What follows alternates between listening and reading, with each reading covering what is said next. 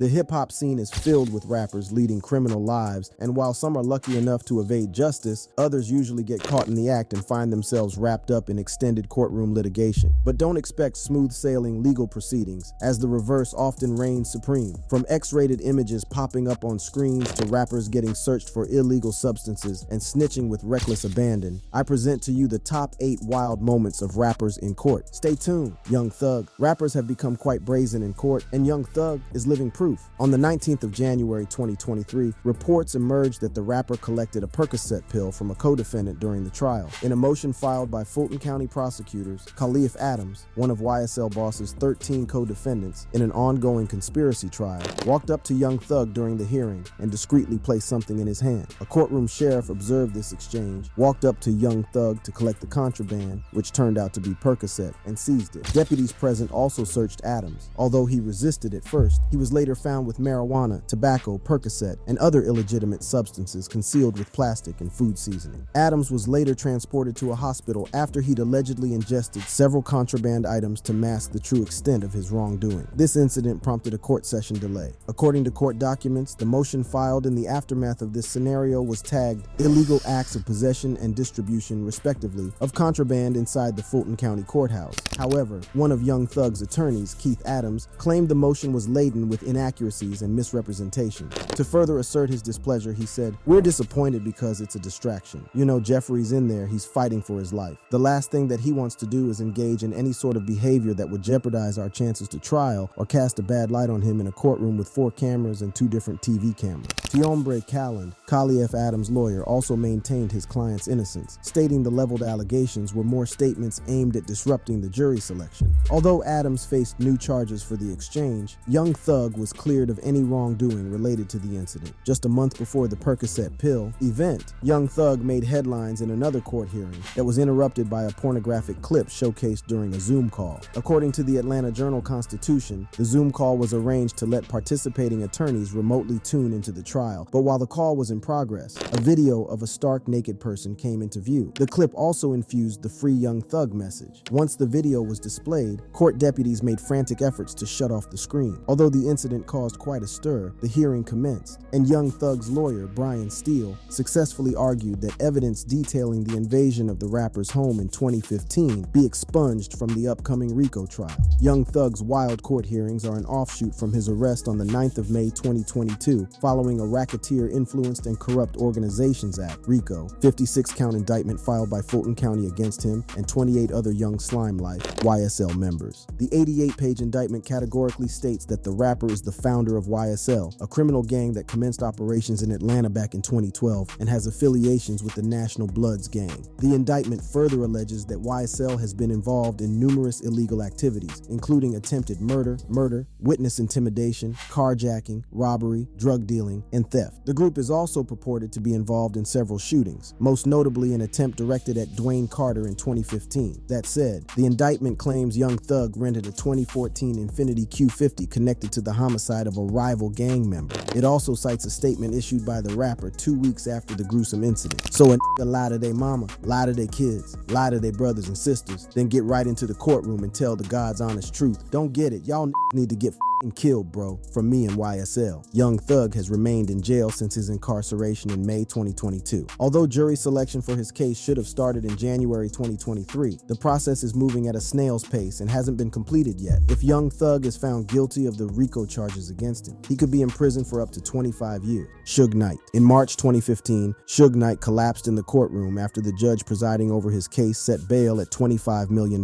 Shortly after this episode, paramedics arrived at the scene, placed Knight on a stretcher, and transported him to a hospital. According to Knight's defense attorney, Matthew Fletcher, his client was diabetic and had a blood clot. He also confirmed that the former co-founder of Death Row Records told him that he hadn't taken his medication since the previous day. However, it's pertinent to note that this isn't Knight's first rodeo with an ambulance ride from the courtroom to the hospital, as the rap mogul had collapsed several times in court. Although Fletcher had argued that Knight's bail be set at $2 million, this value skyrocketed to $25 million as Superior Court Judge Ronald S. Cohen heard that Knight was out on bail when he allegedly murdered an individual. On the 30th of January 2015, Suge Knight was arrested for a fatal hit-and-run incident that left one dead and another hospitalized with critical injuries. According to reports, the former rap mogul got into a scuffle on the Straight Outta Compton set being shot in Los Angeles the previous day. Knight was later restrained and sent away by security operatives. Afterward, Knight headed to Tam's Burger Stand in Compton and got into another altercation with Terry Carter, a supposed friend and an ex-gang member turned thespian, CLE Bone Sloan. Per Los Angeles County Sheriff's John Carina, Knight exchanged punches with one of the men while seated in his Ford F-150 Raptor truck. As the fight rallied on, Knight put the truck in reverse, knocking down one of the victims in the process. He then moved forward, ran over the first victim, and hit the second individual before fleeing the scene. An eyewitness claimed that Knight's truck ran over Carter's head. While Carter died in the hospital, Sloan was admitted with fractured ankles, torn knee ligaments, a shoulder injury, and a serious head wound. 3 years after this fatal incident, Suge Knight pleaded guilty to voluntary manslaughter on September 20th, 2018, thereby averting a full jury trial. For his plea, prosecutors demanded that Knight receive a jail sentence of 28 years rather than life imprisonment. Over a year later, on the 4th of October 2019, Judge Ronald S. Cohen sentenced the ex-CEO of Death Row Records to 28 years in prison, 22 years for killing Terry Carter, and an extra 6 because the crime marked his third strike in California's 3-strike rule. Suge Knight's currently incarcerated at Richard J. Donovan Correctional Facility in San Diego, California, and isn't eligible for parole till 2034. It's pertinent to note that the now disgraced rap mogul has served time in prison on several occasions. In 1997, Knight was sent to jail after he and his Death Row crew attacked a Crips gang member called Orlando Anderson. While he was sentenced to 9 years in prison at first, Knight was awarded early release and was let go on the 6th of August 2001. However, he went to jail again in 2003 for a parole violation after he'd hit a parking lot attendant. At this point, his frequent incarcerations began to hurt his label's income and reputation. Nonetheless, this wouldn't deter him from committing more crimes. On the 8th of February 2012, the rap mogul was on the wrong side of the law once again, after Las Vegas police discovered cannabis alongside warrants for previous traffic violations in his car. And just 2 years later, on the 24th of October 2014, Suge Knight and a comedian named Cat Williams were both arrested in connection with stealing a paparazzi's camera in Beverly Hills, California. Both parties pleaded not guilty of the crime. However, the case's trial was paused pending the outcome of Knight's murder case. YNW Melly.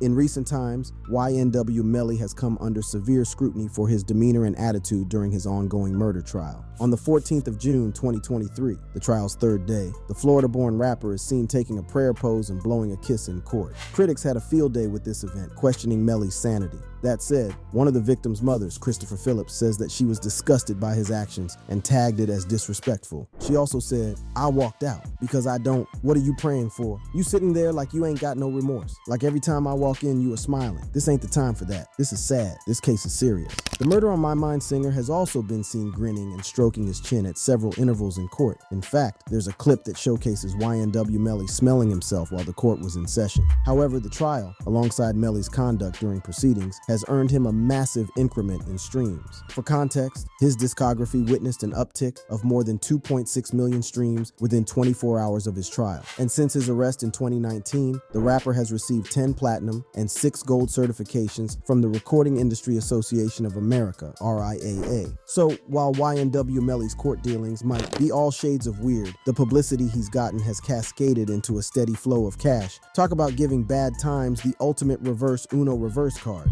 But what got YNW Melly in this position in the first place? In October 2018, YNW Melly was alleged to have fatally shot his friends, 20-year-old Chris Thomas, aka YNW Juvie, and 21-year-old Anthony Williams, aka Sack Chaser. Although he wasn't arrested immediately, going on to expand his fan base, the rapper was ultimately placed in cuffs alongside an accomplice, Cortland Henry, aka YNW Bortland, on the 13th of February 2019, following a 5-month investigation that implicated both individuals. According to the investigation, Thomas and Williams were fatally shot within the vehicle and not outside, according to claims made by Bortland. Additionally, police say they found one .40 caliber shell casing where Melly had sat during the shooting. As such, the investigation concluded that YNW Melly, whose real name is Jamel Demons, and Bortland later went outside and shot at the car before driving it for several hours and stopping at a hospital. In March 2019, Melly made a not guilty plea, stating that he wasn't present during the shooting and had no inclination whatsoever to murder his friends. However, the prosecution claimed the shooting occurred due to a money-related argument involving YNW sack chaser, threatening Melly's mother, Jamie King. In April 2019, prosecutors sought the death penalty against Melly,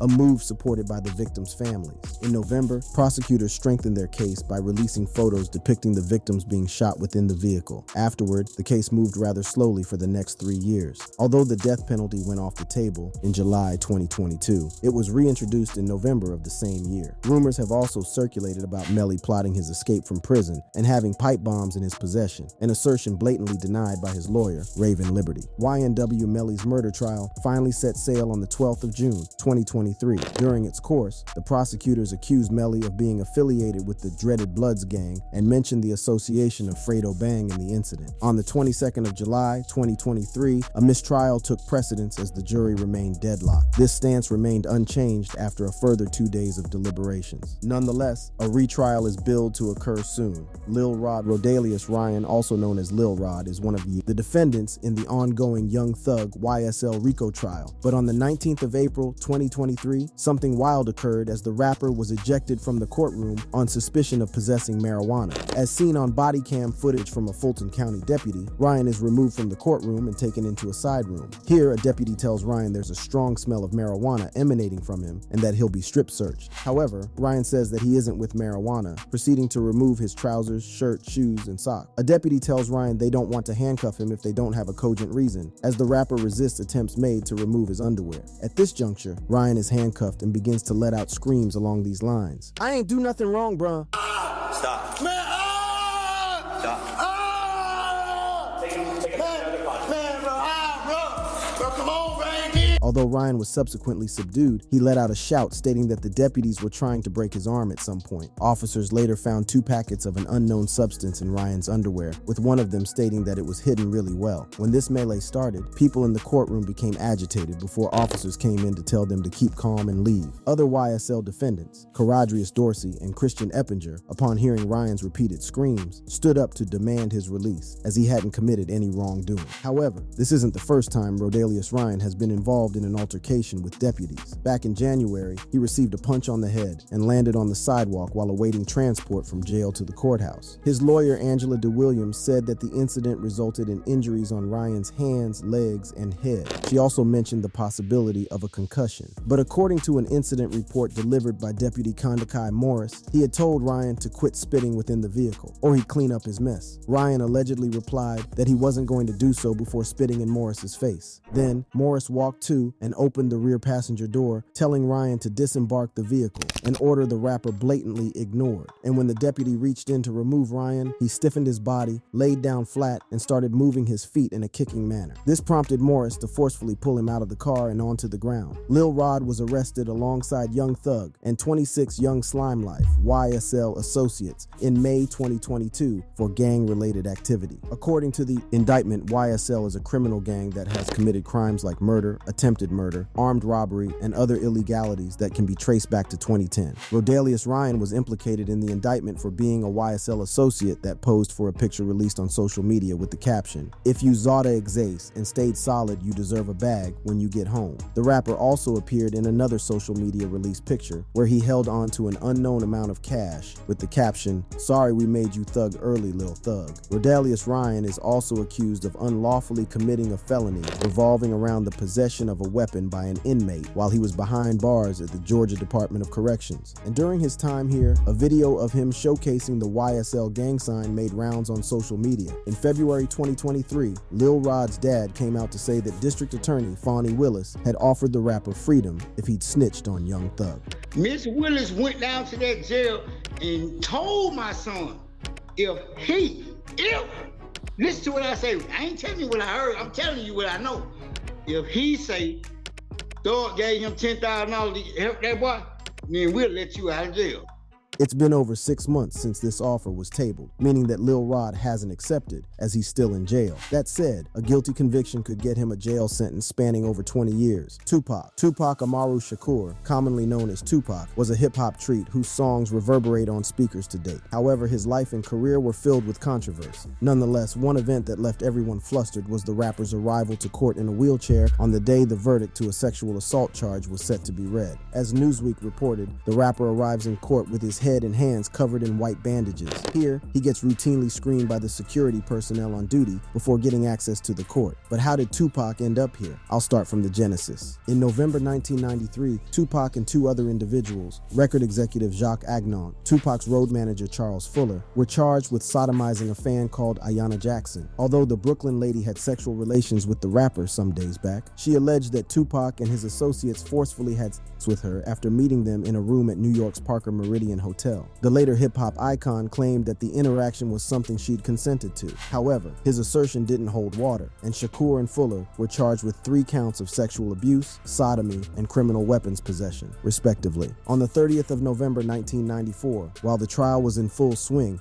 an almost fatal incident occurred. While Tupac and Fuller made their way into the lobby of New York City's Quad Studios, they were accosted by 3 robbers seeking to steal their jewelry. When Shakur contested with his assailants, he was shot by a gunman 5 times. Twice in his groin, twice in the head, and once in one hand. Following the event, Tupac checked into the Bellevue Hospital Center, where he was admitted and underwent bullet-removing surgery. But against the wishes of his doctors, Tupac left the hospital to the courtroom in a wheelchair. Although many were surprised, proceedings went on as intended. Tupac was later readmitted to the hospital for further treatment. After several days of deliberation, the jury acquitted Tupac and Fuller in the sodomy and illegal possession of firearms, charges leveled against them due to insufficient evidence. However, they were found guilty of the 3 counts of sexual abuse. In February 1995, sentencing took precedence, and it was as dramatic as the concluded trial. Proceedings commenced with the victim, Ayanna Jackson, detailing the crime and how it impacted her life emotionally, physically, and psychologically. As she gave her testimony, Tupac stared at her with keen interest.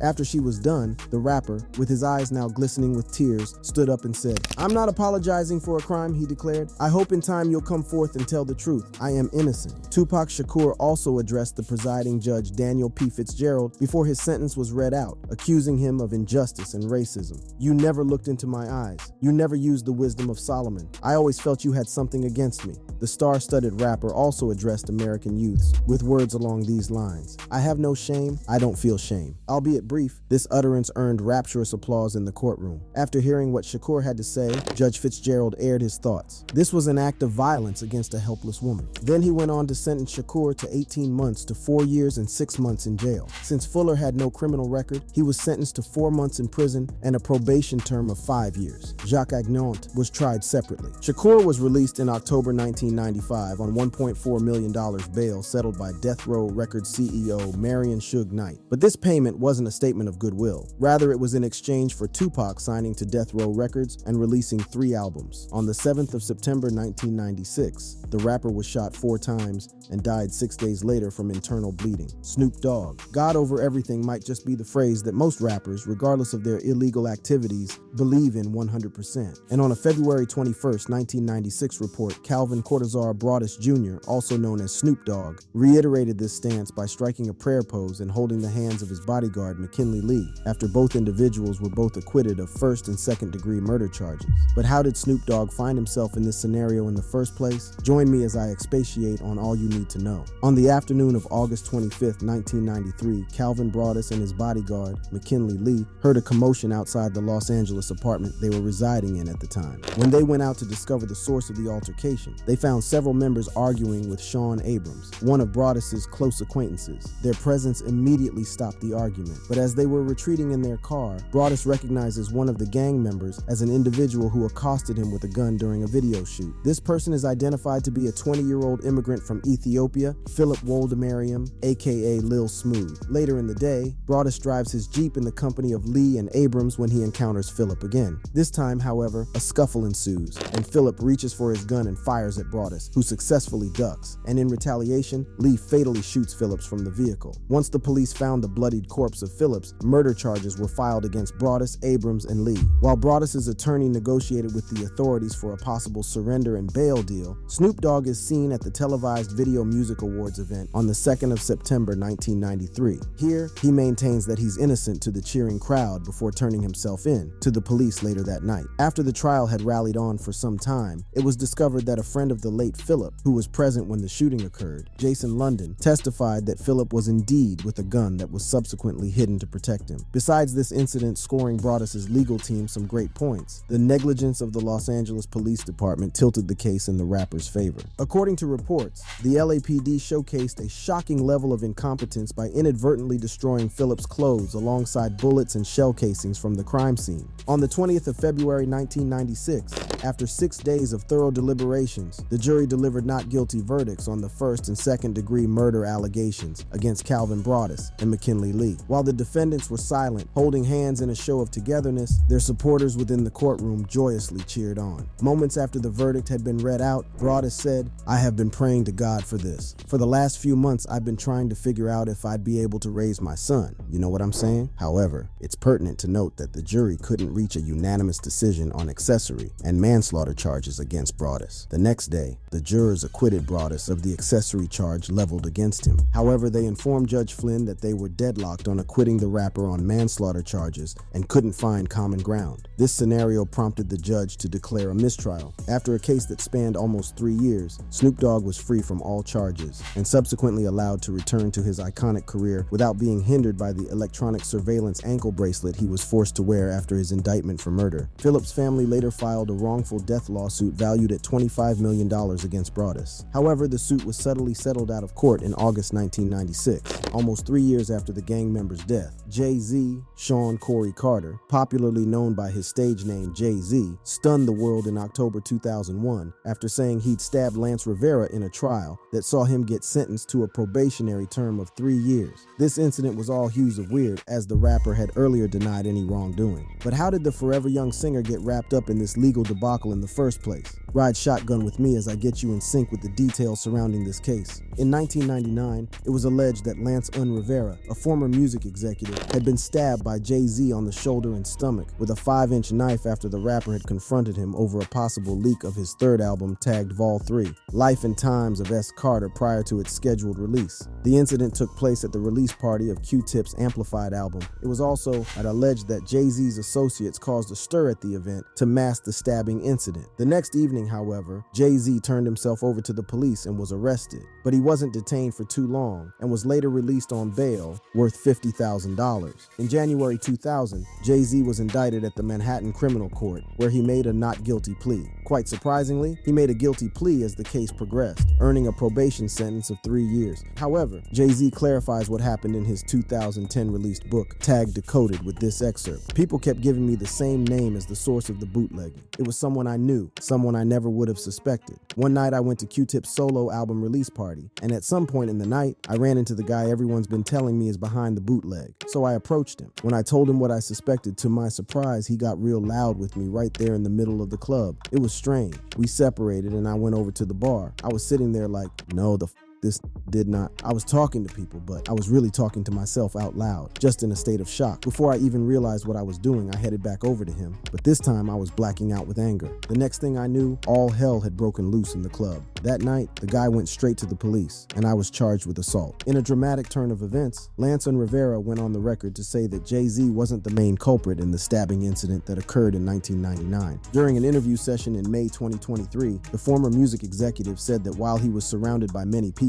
JayZ inclusive, the rapper wasn't the one who stabbed him back in 1999. The stabbing incident might have blemished JayZ's career a bit, but I'm sure he and his fans will have some closure after hearing Rivera's side of the story. Gunna.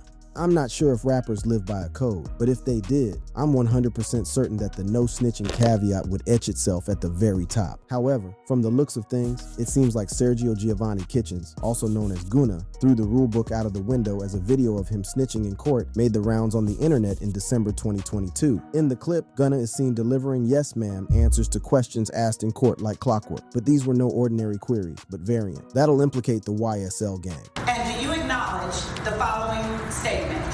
I recognize, accept, and deeply regret that my talent and music indirectly furthered YSL the gang to the detriment of my community.